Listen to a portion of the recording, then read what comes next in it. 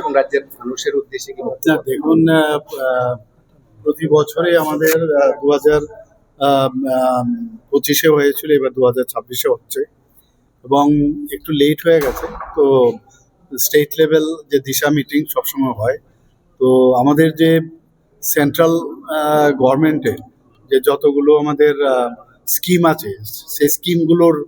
বিষয়ে আজকে এখানে বিস্তারিত রিভিউ হয়েছে এবং দেখা গেছে এক দুটো বাদ দিলে সবকটাতেই আমরা কিন্তু বেশ ভালো, ন্যাশনাল লেভেলেও আমরা বেশ ভালো জায়গায় আছি, সেগুলো স্যাচুরেশন পয়েন্ট প্রায় কাছাকাছি। তো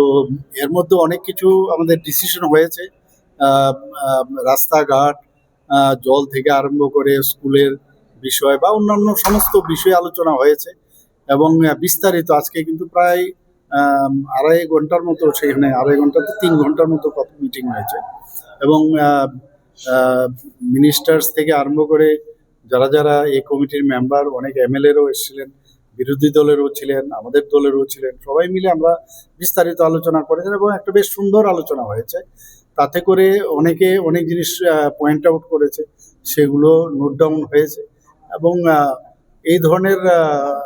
যে দিশা মিটিংয়ে অনেক সুবিধেও হয়, যে অনেক জিনিস আছে বাস্তবে যেটা কাগজ কলমে মনে হয় যে সব ঠিক আছে, কিন্তু যারা গ্রাউন্ডে আছে গ্রাউন্ড রিয়েলিটিটাও বোঝা যায় এবং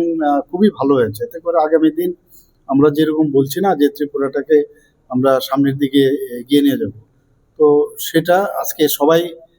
যারা যারা এসছেন সবাই পার্টিসিপেট করেছে, অফিসাররাও তারা তাদের বিষয়গুলো এখানে রেখেছেন। কিছু ইস্যুসও আছে রয়েছে, ইস্যুসগুলো সম্পর্কেও কিভাবে ওভারকাম করা যায় সে বিস্তারিত আলোচনা হয়েছে।